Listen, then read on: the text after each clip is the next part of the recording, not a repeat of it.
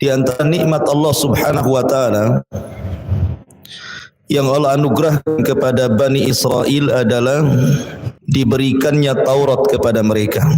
Wa id ataina Musal kitab, dan ingatlah ketika kami memberikan kepada Musa al-kitab, maksudnya Taurat.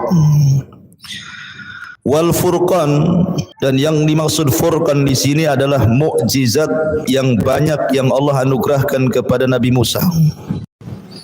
Dan mukjizat itu disaksikan Bani Israel. Tetapi Allah berkehendak dengan Taurat dan mukjizat itu la'allakum tahtadun, agar kalian memperoleh petunjuk. Sebaliknya, Bani Israel justru tidak mengambil petunjuk dari Taurat dan juga dari mukjizat yang Allah anugerahkan kepada mereka. Salah satu bentuknya adalah ketika mereka melakukan kesyirikan dengan menyembah patung anak sapi Samiri. Dan Allah Subhanahu wa taala katakan, wa idz qala Musa liqaumihi ya qaumi innakum zalamtum anfusakum bittikhadikumul ijla. Dan ingatlah ketika Musa berkata kepada kaumnya, wahai kaumku, kamu benar-benar telah menzalimi, maksudnya melakukan kesyirikan, karena tidak ada zalim yang lebih besar melebihi kesyirikan. Seperti ucapan Luqman Al-Hakim, ya bunayya la tusyrik billahi inna syirka la zulmun azim. Wahai anakku, jangan melakukan kesyirikan, karena kesyirikan itu kezaliman yang sangat besar. Fatubu ila bariikum, maka bertobatlah kalian kepada pencipta kalian. Bagaimana bentuk tobatnya? Faqtulu anfusakum, bunuhlah diri-diri kalian. Dzalikum khairul lakum inda barikum, itu lebih baik bagi kalian. Fataba alaikum innahu huwat tawwabur rahim, dia akan menerima tobatmu, sungguh dialah yang maha penerima tobat lagi maha penyayang.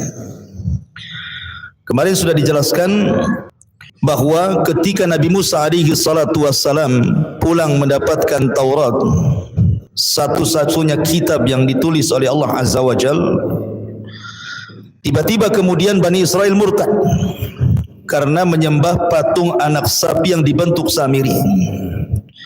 Akhirnya mereka disuruh untuk bertobat, dan tobatnya dengan cara saling membunuh. Tetapi mereka tidak mau awalnya, kecuali setelah diancam dengan bukit Tur di atas kepala mereka, baru kemudian mau bertobat. Akhirnya 70.000 Bani Israel saling bunuh-membunuh, dan itu lebih baik bagi mereka. Lah, orang-orang ini adalah orang-orang yang ditinggalkan Nabi Musa. Tetapi orang-orang yang ikut Nabi Musa sendiri, 12 orang pilihan, itu juga mereka kurang lebih perlakuannya kepada Nabi Musa alaihi salatu wasallam. Jadi yang ditinggalkan mereka musyrik, tetapi yang ikut Nabi Musa beda lagi. Maksiat mereka kepada Allah Azza wa Jalla. Bagaimana? Di sini dijelaskan. Wa idz qultum ya Musa lan nu'mina laka hatta narallaha jahra fa akhadhatkumus sa'iqatu wa antum tanzurun thumma ba'atsnakum min ba'di mautikum la'allakum tashkurun. Dan ingatlah ketika Musa berkata, dan ingatlah ketika kamu berkata kepada Musa, wahai Musa, kami tidak akan beriman kepadamu sebelum kami melihat Allah dengan jelas. Maka halilintar menyambar kalian sedang kalian menyaksikannya. Kemudian kami bangkitkan kalian setelah kalian mati agar kalian bersyukur. Begini ceritanya. Sampai di sini kemarin ceritanya.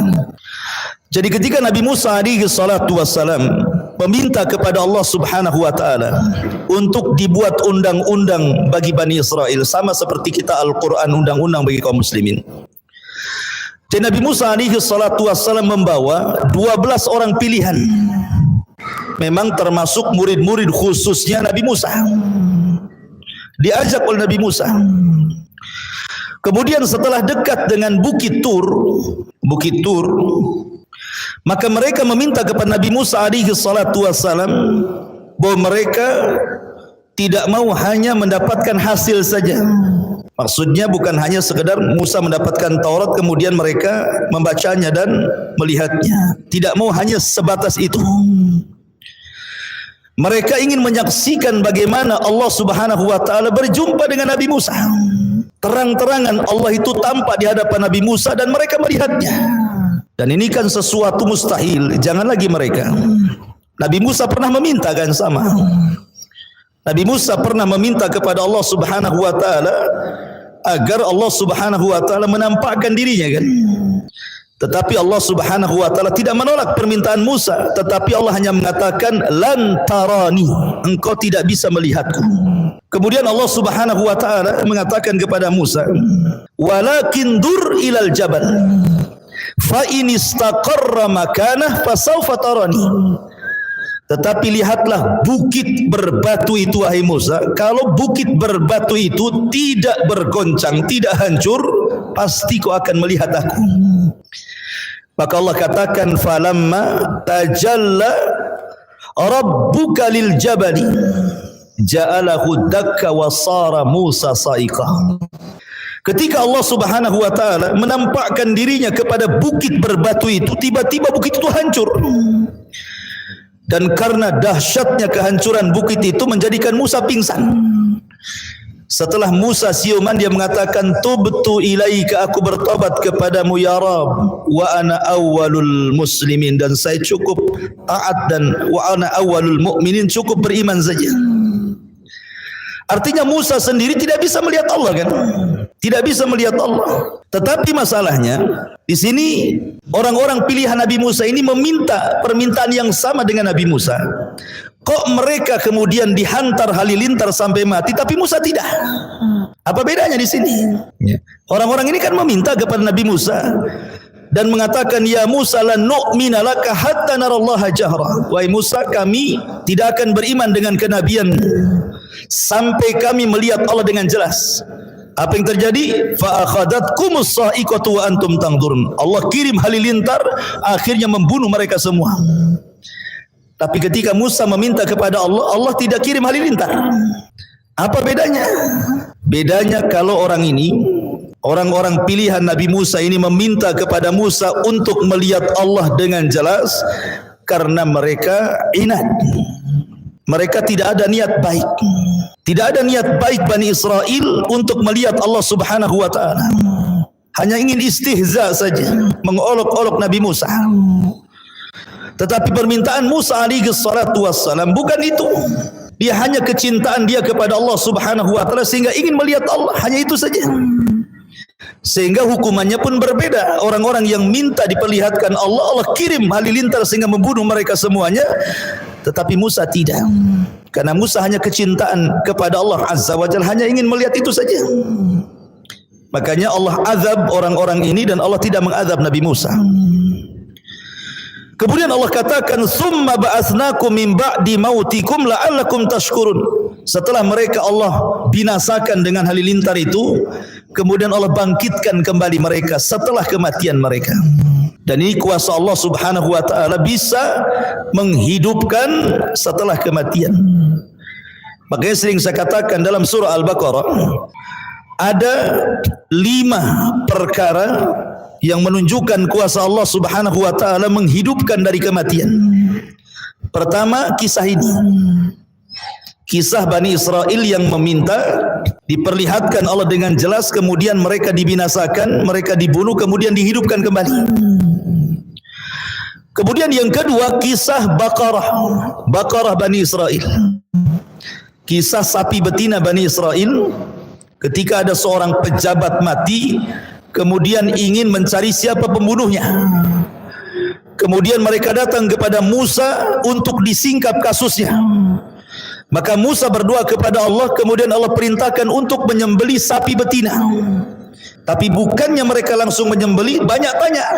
Apa warnanya, bagaimana usianya, macam mana sapi betinanya, macam-macam mereka tanya. Hampir-hampir mereka tidak bisa melakukannya.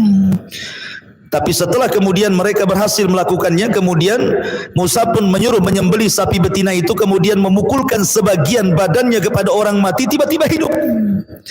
Tapi hidup sesaat hanya menunjukkan siapa pembunuhnya, kemudian mati lagi. Ini kasus kedua. Kasus ketiga, kisah Nabi Hazkiel. Itu disebutkan juga dalam surah Al-Baqarah. Alam tara ilal ladzina kharaju min diyarihim wa hum ulufun hadaral maut. Ketika Bani Israel ditimpa taun, semacam wabah, mungkin kalau sekarang corona lah ya, banyak orang mati. Sampai Allah membahasakan dengan kalimat uluf. Uluf itu bukan alfun, tapi uluf itu lebih banyak daripada alf. Alf itu 1000, ini ribuan yang mati. Kemudian yang selamat, mereka keluar dari negeri yang terkena wabah itu. Padahal Nabi SAW mengatakan, apabila dalam sebuah daerah terjangkit wabah, yang di dalam jangan keluar, kan begitu ya. Dan di luar jangan ke dalam. Bani Israel ini keluar mereka karena takut terkena wabah. Rupanya mereka keluar ke sebuah padang, di situ malaikat maut sudah menunggunya. Tidak mati kena taun, mati pula kena malakul maut. Akhirnya yang menyelamatkan diri itu malah mati kena malakul maut. Dari sini kata para ulama, al-hadharu la yamna'ul qadara. Menghindar dari kematian itu tidak menghalangi takdir kematian. Kan itu ya. Tidak mati dengan wabah corona, mati dengan yang lain, gitu maksudnya. Ya. Akhirnya kemudian mereka pun mati. Ketika mati bergelimpangan, datanglah Nabi Hazkiel, salah satu Nabi Bani Israel, kemudian berdoa kepada Allah agar menghidupkan mereka kembali. Dan Allah hidupkan kembali mereka. Ini kasus ketiga. Kasus keempat adalah cerita Nabi Uzair, masih dalam Al-Baqarah, di mana Allah Subhanahu wa taala menceritakan dengan detail kisah Nabi Uzair yang diwafatkan 1 abad itu. Ketika dia lewat ke sebuah daerah, konon katanya Baitul Maqdis yang dihancurkan, Bukhtun Nasr. Orang-orang Yahudi dihinakan, sebagian dibantai, sebagian dijadikan budak, dan kotanya dihancurkan, Palestina. Kemudian Uzair datang melihat-lihat gitu kan, kota yang hancur itu. Kemudian dalam hatinya mengatakan, kaifah yuhyi hadihillahu ba'da mautiha. Macam mana Allah akan mengembalikan kota yang hancur ini? Akhirnya kemudian Uzair pun ditidurkan 100 tahun 1 abad. Yang ingin saya ceritakan, Uzair itu membawa makanan dan juga menunggang keledai. Keledainya ditambatkan, makanannya ditaruh di sebelahnya. Ketika 1 abad dia bangun, makanannya tidak berubah sama sekali, lam yatasannah, tidak berubah. Keledainya yang mati, tinggal tulang-tulangnya saja. Kemudian Allah Subhanahu wa taala ingin menunjukkan bagaimana Allah mampu menghidupkan setelah kematian. Maka Allah rangkai lagi tulang bululang keledai itu, kemudian datang dagingnya entah dari mana, datang kulitnya nempel lagi, tiba-tiba dihidupkan dan bersuara seolah-olah kiamat mau bangkit. Artinya apa? Kecil bagi Allah menghidupkan sebuah kota yang hancur. Allah saja mampu menghidupkan keledai setelah kematiannya. Akhirnya Uzair pun melihat kuasa. Setelah kemudian dia melihat kota yang sebelumnya mati, tiba-tiba hidup kota itu, ramai lagi. Dan itu menunjukkan ala kulli syai'in qadir. Allah itu atas segala sesuatu mampu. Jadi keledai dari kematian bisa dihidupkan oleh Allah. Kemudian kisah yang terakhir, yang kelima, kisah Ibrahim. Ketika disuruh menyembelih 5 ekor burung. Kemudian masing-masing bagian burung diletakkan di gunung-gunung. Kemudian Allah mengatakan, summad'uhunna ya'tinaka sa'ya. Panggil burung-burung itu, maka mereka akan merangkai kembali dan tidak tertukar, dan mereka akan datang kepadamu. Dari 5 kisah kematian kemudian dihidupkan kembali ini juga ada faedah bahwa Allah Subhanahu wa taala mampu membangkitkan manusia pada hari kiamat. Di dunia saja Allah bisa membangkitkan orang mati, apalagi nanti ketika tiupan sangkakala kedua Israfil yang disebut dengan yaumul ba'thi wan nusyur, hari kebangkitan. Allah lebih mudah menciptakan kedua kalinya dibandingkan menciptakan pertama kalinya. Baik, di sini Allah Subhanahu wa taala ceritakan, summa ba'atsnakum mim ba'di mautikum la'allakum tashkurun. Kemudian kami bangkitkan kembali kalian agar kalian bersyukur. Bersyukurkah mereka? Rupanya tidak. Degilnya Bani Israel itu sudah jelas-jelas dimatikan, dihidupkan kembali ya. Bukannya malah bertobat, makin israr terus-menerus di dalam kekufuran. Ma'asyiral muslimin yang dimuliakan Allah Azza wa Jalla. Kemudian Allah mengatakan kisah lain, wa dhallalna 'alaikumul ghamama wa anzalna 'alaikumul manna wassalwa kulu min thayyibati ma razaqnakum wa ma zalamuna walakin kanu anfusahum yadhlimun. Dan kami menaungi kamu dengan awan, dan kami menurunkan kepadamu manna dan salwa. Makanlah dari manna dan salwa itu rizki yang baik dari Allah yang telah kami berikan kepada kalian. Maka mereka tidak mendolimi kami, tetapi justru merekalah yang mendolimi diri mereka sendiri. Ma'asyiral muslimin yang dimuliakan Allah Subhanahu wa taala, di sini ada kisah menarik. Jadi kisah ini adalah kisah daripada Yusha ibn Nun. Jadi kisah ini kisah Yusha ibn Nun. Tapi sebelum saya masuk kepada kisah Yusha ibn Nun ini, jadi Bani Israel ini mereka berhasil diseberangkan oleh Musa dari kejaran Firaun. Kemudian mereka sudah mendekati Palestina. Artinya mereka itu sudah dekat dengan Baitul Maqdis, tetapi terhalang oleh sebuah kota namanya Ariha. Kota tertua di dunia namanya Ariha. Lah Ariha ini dikuasai oleh orang-orang Amalikoh.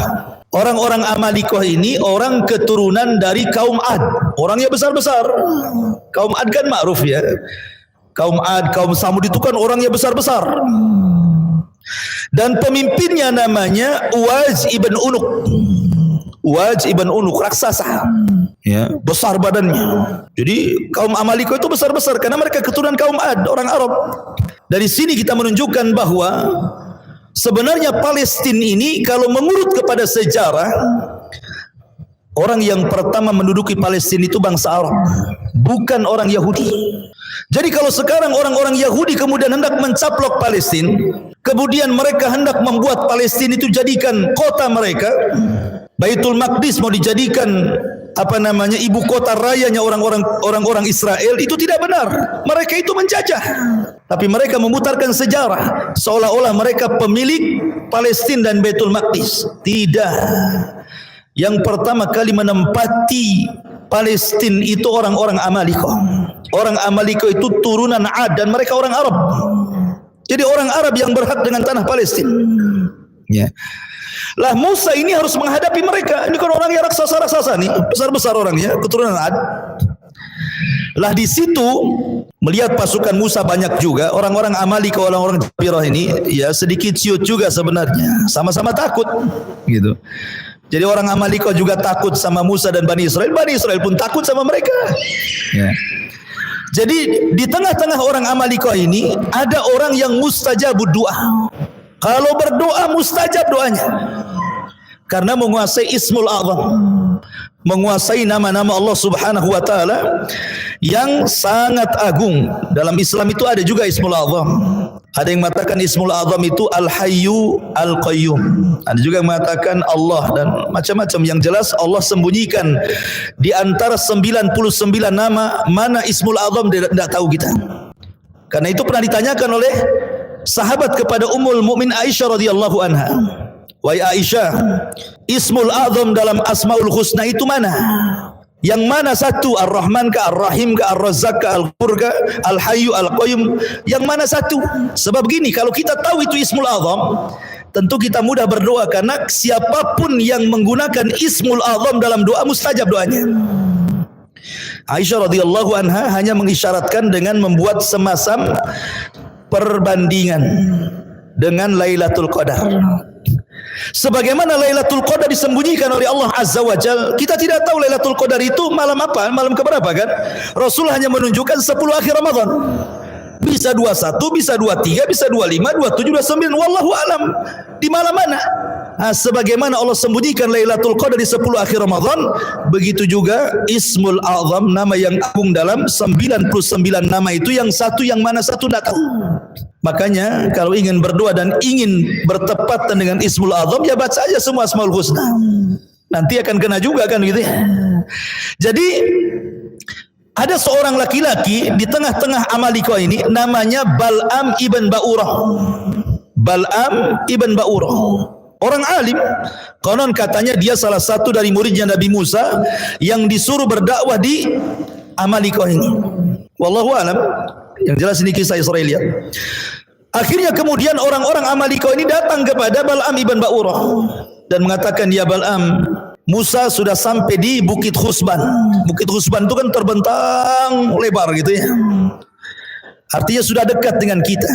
Jangan-jangan Musa akan datang kemari menyerbu kita, mengeluarkan kita dari sini.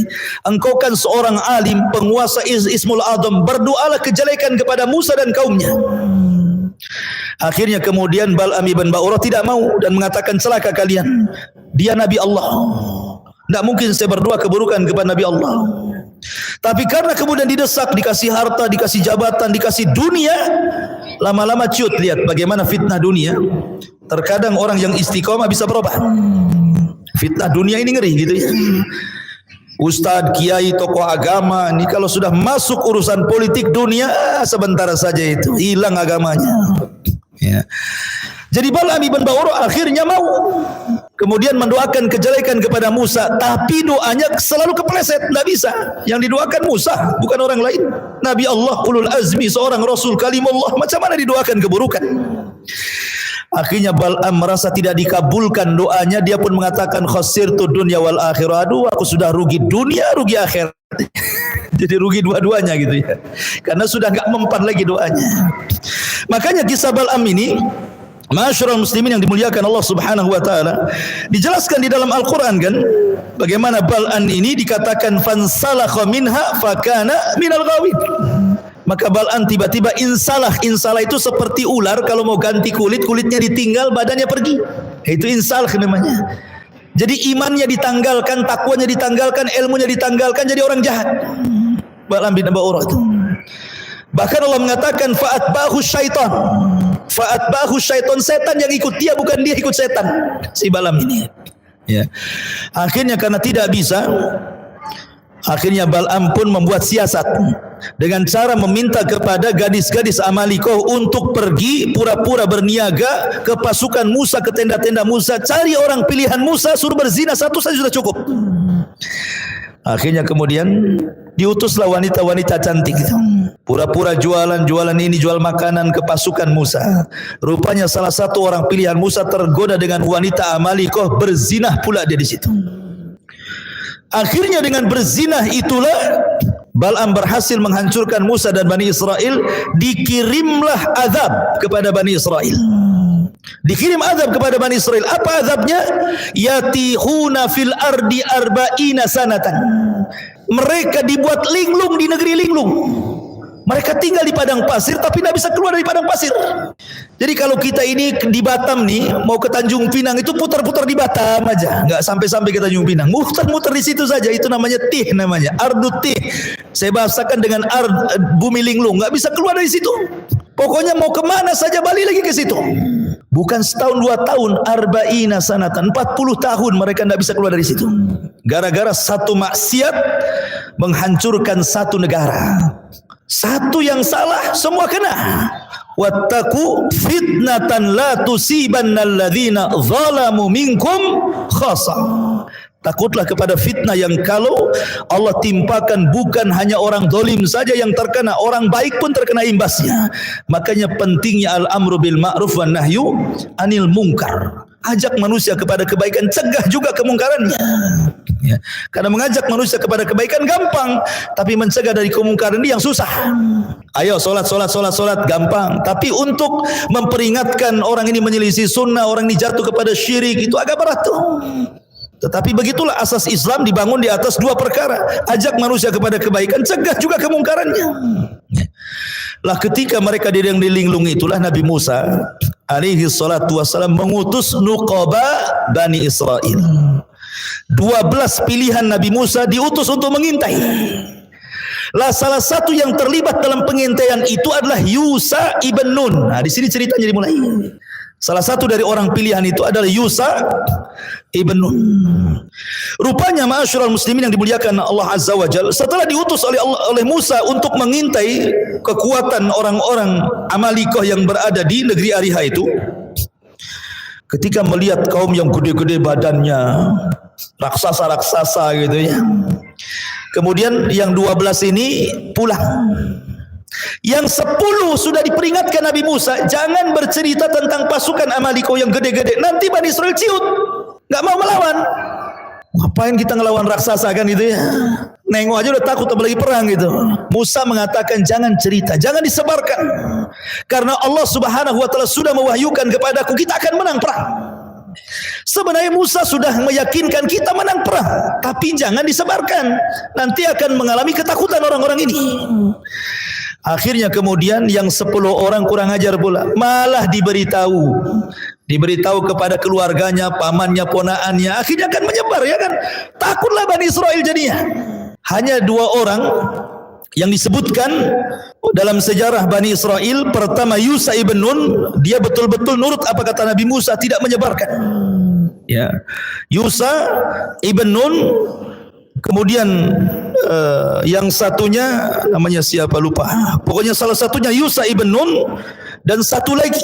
Dua-duanya tidak mau bercerita, dan ini Allah Subhanahu wa taala firmankan, qala rajulani minal ladzina yakhafuna an'amallahu alaihima.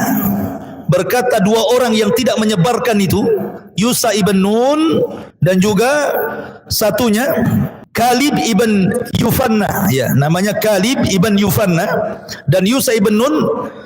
Qala rajulani, berkata 2 orang minal ladzina yakhafuna, keduanya orang-orang yang takut. Ada yang mengatakan takut kepada orang-orang Amaliko sehingga menyembunyikan, karena Musa jangan disebarkan kasus mereka, kisah-kisah mereka, nanti Bani Israel takut. Udkhulu alaihimul bab fa idza dakhaltumuhu fa innakum ghalibun. Maka Musa mengatakan, nanti kau bisa menyerang mereka dari arah pintunya, dan kalau kalian masuk ke negeri mereka kalian akan menang. Wa 'alallahi fatawakkalu in kuntum mu'minin. Maka kepada Allah bertawakal kalau kalian benar-benar beriman. Artinya Musa sudah menjanjikan kita akan menang. Tapi yang 10 orang ini malah disebar-sebar ke sana kemari. Lah sebab itulah ketika Musa mengajak mereka berperang, apa kata mereka?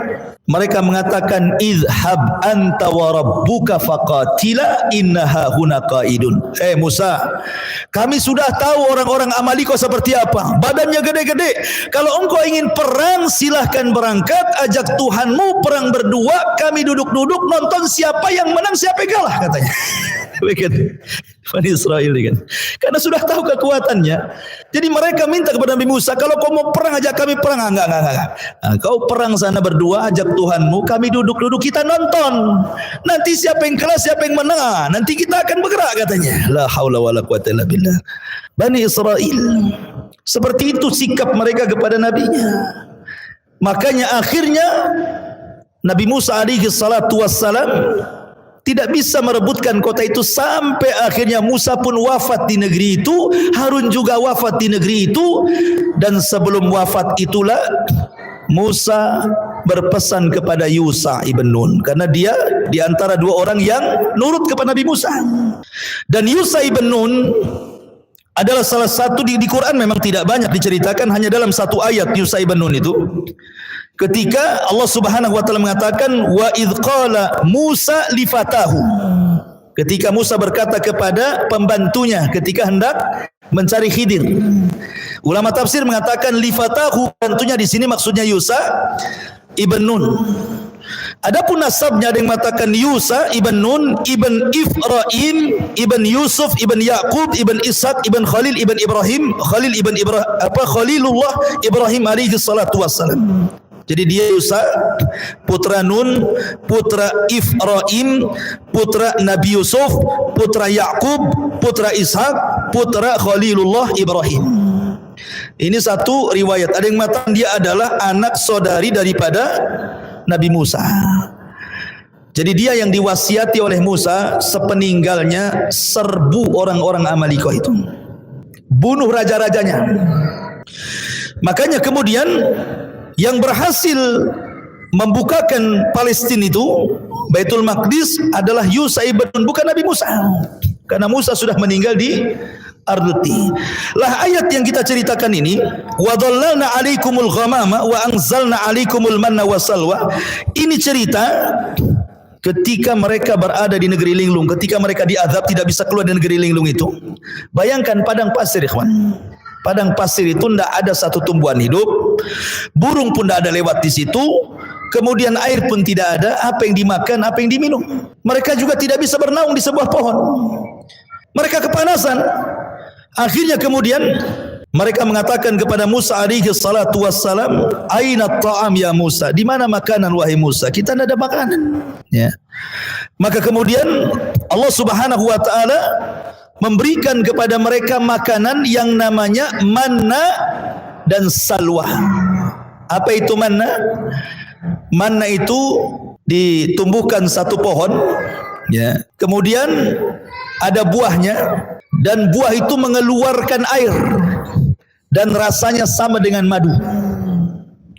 Adapun salwa itu burung. Jadi Allah Subhanahu wa taala kirim burung banyak-banyak dan mudah ditangkap. Ya, mudah ditangkap, disembelih, kemudian mereka makan, dibakar. Ya, jadi setiap hari seperti itu. Jadi kalau mereka makan kapan saja, mau siang, mau pagi, mau sore, mau malam, tinggal metik, tinggal nangkap burung, enggak perlu dijerat gitu ya. Tinggal disembelih, dibakar, dimakan. Oh, bayangkan. Mereka tidak perlu lelah, tidak perlu capek nyari rizki, nyari uang untuk beli makanan. Makanan sudah ada di hadapan mereka. Dan ini nikmat yang Allah anugerahkan kepada Bani Israel. Kemudian mereka mengatakan, "Taib ya Musa, ini makanan sudah ada daging burung, sudah ada buah yang rasanya kayak madu gitu ya. Aina syarab, lalu di mana minuman?" Maka kemudian Musa pun oleh Allah Subhanahu wa taala disuruh untuk memukulkan tongkatnya. Tiba-tiba ketika dipungkulkan ke batu, keluarlah 12 mata air. Kenapa mesti 12? Ketika Musa memukulkan lautan, 12 jalan. Ketika kemudian memukulkan batu, 12 air mata air. Ya, karena Bani Israel satu kabilah dengan kabilahnya itu tidak akur, suka perang gitu ya. Maka mereka dibuat sendiri-sendiri oleh Nabi Musa. Nah, mata air kamu sebelah sana. Oh, kamu kabilah Ruben sana, kabilah Samun di sana, kabilah di sana, kabilah Yahuda di sana, kabilah Zabur di sana, kabilah Yasakir di sana gitu ya. Kabilah siapa lagi? Jad, kabilah Ashir, kabilah Yusuf, kabilah Binyamin, kabilah Naftali, kabilah Dan gitu ya. Jadi 12 kabilah ini disendiri-sendirikan tuh. Jadi supaya tidak saling rebutan. Coba nikmat mana lagi? Fabi ayyi ala'i rabbikuma tukadziban. Nikmat mana lagi yang kalian dustakan? Makanan tinggal ngambil, minuman tinggal minum gitu ya. Itu nikmat Allah. Makanya Allah Subhanahu wa taala kemudian menjelaskan bagaimana itu nikmat besar. Kemudian mereka mengatakan, "Ya Musa, ainal ghamam?" Kita ini enggak ada rumah, enggak ada tenda. Ini matahari terik panas ini katanya. Gimana caranya supaya kita tidak panas? Permintaan Bani Israel ini aneh-aneh. Maka Musa meminta kepada Allah untuk dinaungi. Fadhallalna alaikumul ghamam. Datang awan. Akhirnya mereka sudah tidak panas lagi dengan adanya awan, matahari di balik awan. Dah enggak panas sudah. Walaupun tidak ada rumah, tidak panas. Sudah dikasih makan, dikasih minuman, dikasih naungan, mereka masih tanya, "Aina saub?" Di mana pakaian kami? Pakai ini aja katanya. Subhanallah, Bani Israel minta semua sama Nabi Musa, diberi. Akhirnya turun pakaian itu tidak pernah usang, tidak pernah robek. Ya, kalau kecil besar sendiri. Pokoknya nikmat luar biasa itu yang Allah Subhanahu wa taala anugerahkan kepada mereka. Wa dhallalna 'alaikumul ghamama wa anzalna 'alaikumul manna wassalwa. Kulu min thayyibati ma razaqnakum. Makan, ini makanan baik kami rizkikan kepada kalian. Wa ma zalamuna walakin kanu anfusahum yadhlimun.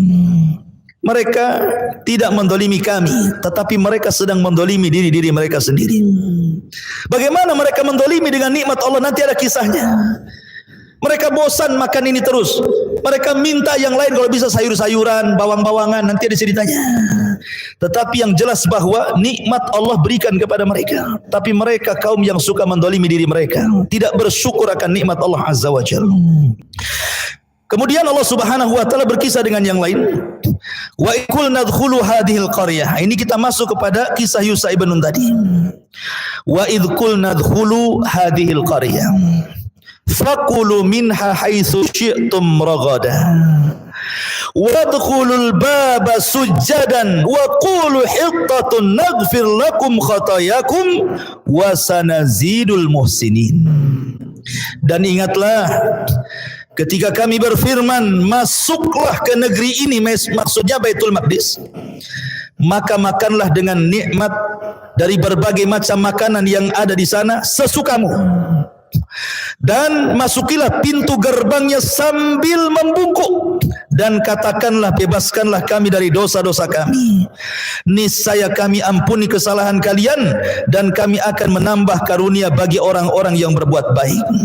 Jadi ketika Musa sudah wafat, Harun sudah wafat, kemudian Musa mewasiatkan kepada Yusha ibn Nun agar memimpin Bani Israel, dan generasi pengecut sudah mati, datang generasi pemberani.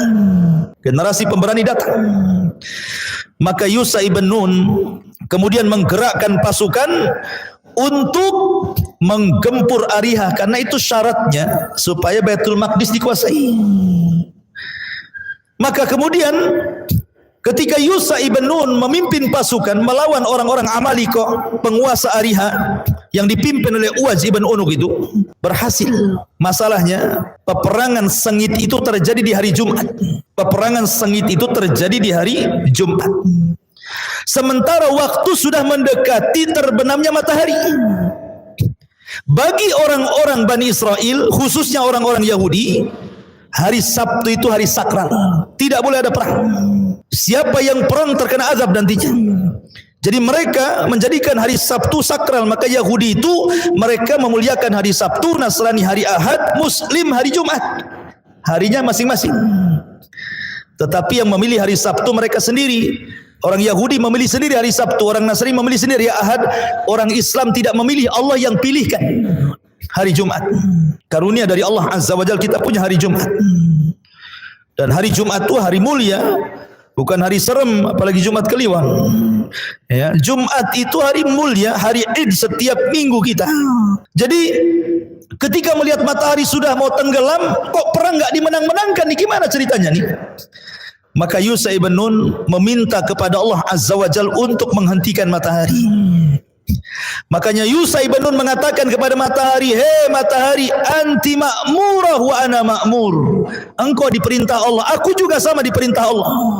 Tapi tolong jangan kau terbenam dahulu sampai perang ini kami menangkan. Tiba-tiba matahari berhenti, tidak jadi tenggelam. Disinilah mukjizat Yusha ibn Nun mampu menghentikan matahari. Makanya Nabi SAW mengatakan kepada Yusha ibn Nun, tidak ada satu manusia pun yang mampu menghentikan matahari kecuali kepada Yusha ibn Nun, kata Nabi. Itu mukjizatnya. Mukjizat Yusha ibn Nun itu bisa menghentikan matahari. Dia matahari nggak tenggelam sampai akhirnya perang menang, baru tenggelam mataharinya. Gitu ya. Masuk hari Sabtu, berarti sudah tidak ada larangan berperang lagi. Ya, sudah selesai perangnya kan? Berarti sudah harus berhenti, tidak boleh perang lagi. Alhamdulillah sudah menang perangnya.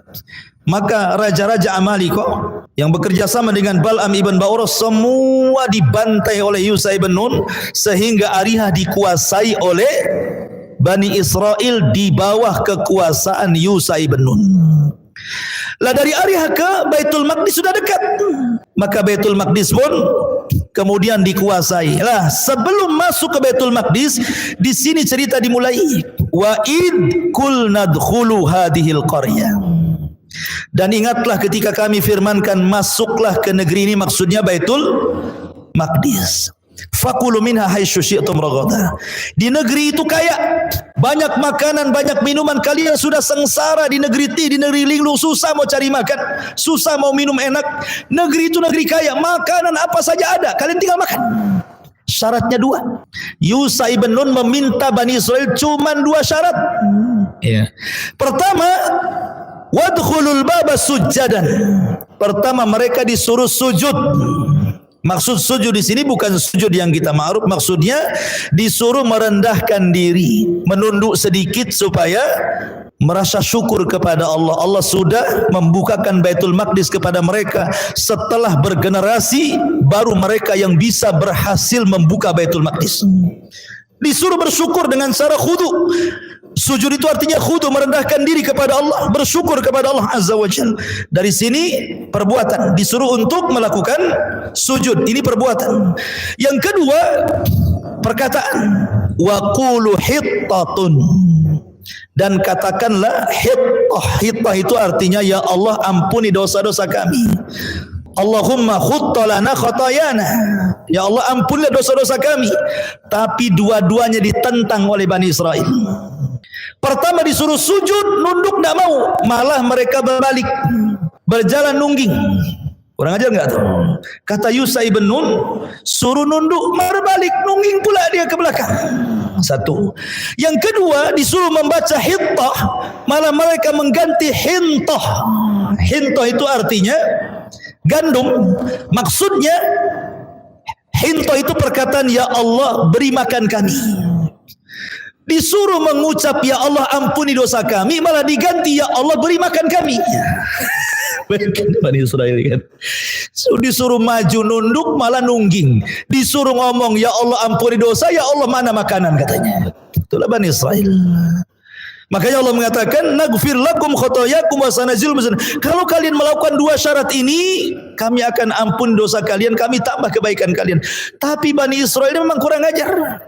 Ya. Sudah Baitul Maqdis, capek-capek mereka mengalahkan Ariha dengan Amalikohnya, kemudian membebaskan Baitul Maqdis dengan mudah. Ini kan bersyukur karena mereka sudah sulit hidupnya di negeri linglung itu, sudah sulit. Sekarang mereka dihadapkan dengan kekayaan yang luar biasa. Tiba-tiba apa? Tiba-tiba mereka pun mendolimi diri mereka. Allah katakan fabaddala alladzina zalamu qawlan ghaira alladzi qila lahum fa anzalna 'ala alladzina zalamu rijzan minas sama'i bima kanu yafsukun. Lalu orang yang zalim menggantikan perintah dengan perintah lain. Disuruh hittah dibaca hintah. Disuruh ya Allah ampuni dosaku, malah ya Allah mana makanan. Makanya fa anzalna 'alal ladzina zalamu, Allah turunkan kepada orang-orang yang berbuat zalim rijzan, maksudnya azab. Minas sama, Allah turunkan dari langit azab. Apa azabnya? Seketika Allah kirim penyakit taun. Allah sebar wabah taun, 70.000 mati. Ketika mereka tidak mau melaksanakan dua perkara ini, langsung total Allah mengirim taun. Mati semua bergelimpangan, 70.000 orang tuh. Makanya Allah mengatakan bima kanu yafsukun, karena mereka berbuat fasik, tidak menjalankan perintah nabinya, justru bermaksiat kepada nabinya. Makanya ciri khas Bani Israel yang sekarang ada pada orang-orang Yahudi, fariqan kadzabtum wa fariqan taqtulun. Sebagian kalian mendustakan para nabi, sebagian kalian membunuh para nabi. Karena ribuan Bani Israel banyak membunuh ribuan para nabi, mendustakan syariatnya seperti kasus ini. Ya. Ma'asyiral muslimin yang dimuliakan Allah Subhanahu wa taala. Kemudian pada ayat 60-nya balik lagi cerita kepada negeri linglung. Wa idistasqa Musa liqaumihi faqul nadrib bi asaqal hajar fajarat min husnata asyrata ayna qad alima kullu unas mashrabahum kulu washrabu min rizqillahi wa la ta'thaw fil ardi mufsidin. Dan ingatlah ketika Musa memohon air untuk kaumnya, lalu kami berfirman, pukullah batu itu dengan tongkatmu, maka memancarlah daripadanya 12 mata air. Setiap suku telah mengetahui tempat minumnya masing-masing. Makanlah dan minumlah dari rizki yang diberikan Allah, dan janganlah kamu melakukan kejahatan di bumi dengan berbuat kerusakan. Tetapi nikmat yang besar, air itu nikmat yang besar, ikhwan. Wa ja'alna al-ma' kulla syai'in hayyin. Kami jadikan air itu segala sesuatu kan bisa hidup. Tidak ada nikmat melebihi air. Jadi Allah Subhanahu wa taala ketika menciptakan, kalau sedikit saya cerita tauhid ya, ada namanya tauhid rububiyah. Salah satu makna rububiyah adalah Allah al-Khaliq, Allah itu pencipta. Dan ketika Allah menciptakan makhluk itu ada dua. Pertama Allah menciptakan yang disebut dengan usulul khalqi namanya. Usulul khalqi. Kemudian ada furu'ul khalqi. Apa sih usulul khalqi dengan furu'ul khalqi itu? Usulul khalqi itu maksudnya Allah menciptakan asal makhluk dulu. Asal makhluk apa? Pertama Allah ciptakan arasy. Yang kedua Allah ciptakan air, di bawah arasy ada air. Kemudian yang ketiga Allah Subhanahu wa taala ciptakan setelah ini kolam, lauhil mahfud. Kemudian setelah itu Allah ciptakan apa namanya an-nar, api. Kemudian setelah itu Allah ciptakan nur, cahaya. Ini namanya usulul khalqi namanya. Usulul khalqi. Inilah dari sinilah tercipta segalanya. Ya. Ada yang Allah ciptakan kun fayakun, jadi maka jadilah. Aras kun fayakun, jadi maka jadilah. Air kun fayakun, jadi maka jadilah. Kemudian kolam, kemudian lauhil mahfuz juga sama. Kemudian api, kemudian cahaya kun fayakun. Ada juga yang Allah ciptakan makhluk dari makhluk yang Allah ciptakan. Itu namanya furul khalqi namanya. Ya. Allah menciptakan makhluk dari makhluk ini Allah ciptakan lagi. Seperti malaikat tercipta dari apa? Dari cahaya. Dan cahaya usulul khalqi. Kemudian jin diciptakan dari api. Kemudian manusia diciptakan dari air. Air, api, kemudian cahaya sebelumnya sudah Allah ciptakan. Ini namanya usulul khalqi ya. Namanya Allah menciptakan usulul khalqi dengan kun fayakun. Baru dari penciptaan ini Allah ciptakan lagi. Ya, seperti bumi. Bumi ini Allah ciptakan dari air yang mengeras. Ya, dengan tanah, kemudian jadilah bumi. Kemudian juga sorga dan neraka, sorga dari cahaya, kemudian neraka juga dari api gitu ya. Artinya bahwa yang menentukan banyak ciptaan adalah air. Karena bumi tercipta dari air, jin juga anak turunannya tercipta, binatang-binatang, tumbuh-tumbuhan tercipta dari air, termasuk juga manusia tercipta dari air. Makanya air itu segala sesuatu bisa hidup gitu ya. Karena airnya segala sesuatu bisa hidup. Jadi nikmat Allah Subhanahu wa taala luar biasa dengan air ini. Lah Bani Israel di saat mereka haus diberikan air kan luar biasa. Orang tidak minum bisa mati sebentar saja. Tapi orang tidak makan masih lama matinya. Ya. Makanya Allah ini berikan nikmat yang luar biasa. Wa idistasqa Musa liqaumihi faqul nadrib bi'asakal hajar. Maka ketika Musa istisqa minta hujan kepada Allah. Dari sini disyariatkan bagi umat Islam kalau sedang paceklik tidak ada hujan maka disuruh salat istisqa. Ada pula ilmuwan dari mana, Turki itu dari mana, tidak perlu salat istisqa katanya, itu enggak ngaruh kepada hujan. Payah orang ini. Gitu ya. Tidak yakin dengan Allah Azza wa Jalla. Jadi ini syariat istisqa. Sejak zaman para nabi dulu ada istisqa, termasuk di zaman Rasulullah SAW ada istisqa, dan jadi syariat namanya salat istisqa. Dulu Nabi Sulaiman juga istisqa. Kemudian Nabi Musa juga istisqa. Kemudian di zaman Umar bin Khattab juga istisqa, datang kepada Abbas untuk mengimami salat kemudian berdoa, turun hujan. Ya kan? Maka Bani Israel meminta air kepada Nabi Musa, maka Musa memperlihatkan mukjizatnya. Bayangkan mata mereka melihat bagaimana Musa memukulkan batu tiba-tiba keluar air, dan itu nikmat dari Allah, mereka diberikan nabi yang luar biasa. Kemudian Allah Subhanahu wa taala ingatkan, kulu washrabu min rizqillah, makan minum dari rezeki Allah, wala ta'sau fil ardi mufsidin, jangan kalian melakukan kerusakan. Tapi apakah Bani Israel bersyukur? Rupanya tidak. Perhatikan nih, ini ayat terakhir baru kita tanya jawab. Mereka sudah diberikan makanan manna dan salwa. Mereka sudah diberikan minuman. Mereka sudah diberikan naungan. Mereka sudah diberikan apa? Diberikan pakaian. Tiba-tiba mereka mengatakan kepada Musa, wa idh qultum ya Musa, lan nasbira ala ta'amin wahid. Fad'u lana rabbaka yukhrij lana mimma tumbitul ardu min baqliha wa kisaiha wa fumiha wa adasiha wa basaliha. Qala atastabdiluna alladhi huwa adna billadhi huwa khairun ihbitu misra fa inna lakum ma sa'altum wa dhuribat alaihimuz zillatu wal maskanatu wa ba'u bi ghadabin min Allah dzalika bi annahum kanu yakfuruna bi ayatillahi wa yaqtuluna an-nabiyina bi ghairi haqq dzalika bima asaw wa kanu ya'tadun. Dan ingatlah ketika kamu berkata, wahai Musa, kami sudah bosan dengan makanan manna dan salwa ini. Ya, kami tidak tahan hanya makan ini saja, minum ini saja gitu ya. Maka mohonlah kepada Tuhanmu agar kami, di sini lihat suul adabnya. Mereka menganggap bahwa Allah itu Tuhannya Musa saja.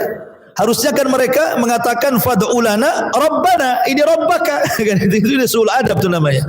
Berdoalah kepada Tuhanmu, seolah Tuhannya itu Tuhan Musa saja, bukan Tuhan mereka gitu ya. Berdoalah Musa kepada Tuhanmu gitu ya. Agar kami diberikan makanan lain. Jangan ini saja kan itu. Apa makanannya? Diberi makanan yang ditumbuhkan dari bumi seperti sayur mayur, mentimun, bawang putih, kacang adas, bawang merah gitu. Bayangin coba. Ini makanan mana dan salwa ini datang dari Allah, itu makanan lezat. Lezat Allah yang kasih dari langit, tak perlu nanam, tak perlu nyari uang, tak perlu beli, tak perlu ada. Tiba-tiba mau yang lain. Maunya itu yang sayur-sayuran, mentimunan yang ada bawang putihnya, kacang adasnya, bawang merahnya, ya kayak lalapan jadinya. Mau minta yang lalapan pecel lele gitu mungkin. Maunya itu yang kayak gini-gini. Lah kata Musa, kalau kalian pengen itu, bitu Misra, itu banyak tumbuh di tempat di mana-mana. Kau tinggal ke kota sebelah itu banyak itu. Tapi mana dan salwa kalian tidak akan dapat satu dunia. Itu makanan dari Allah, makan lezat. Ya. Akhirnya karena permintaan mereka mendesak kepada Nabi Musa, Allah cabut nikmat, Allah hilangkan manna, Allah hilangkan salwa, Allah hilangkan makanan-makanan lezat, Allah angkat lagi ke langit. Kemudian mereka pun menjadi miskin lagi, makan lalapan. Nggak ada lagi daging-dagingan mereka makan, nggak ada lagi madu-maduan. Akhirnya mereka makan kacang-kacangan.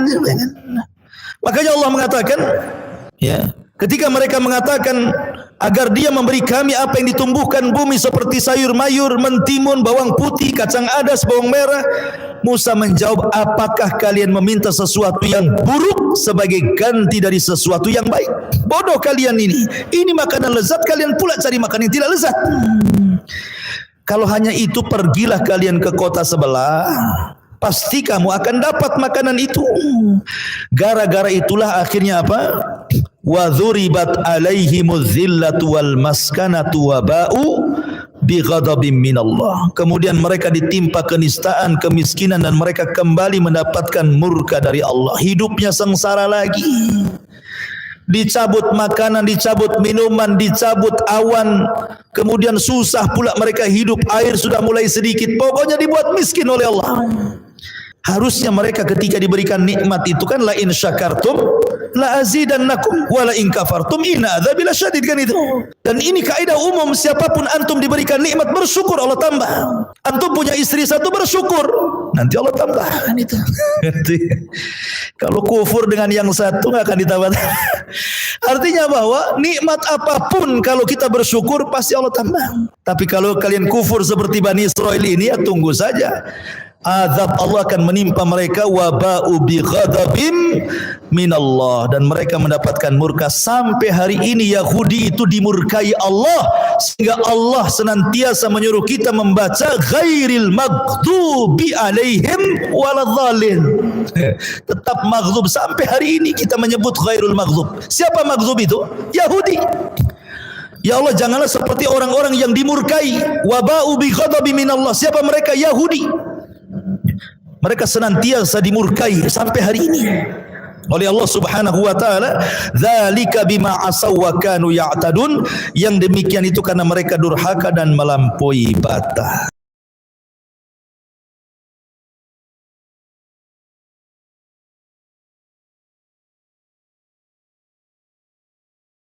Subhanallah walhamdulillah wa la ilaha illallah wallahu akbar. Subhanallah.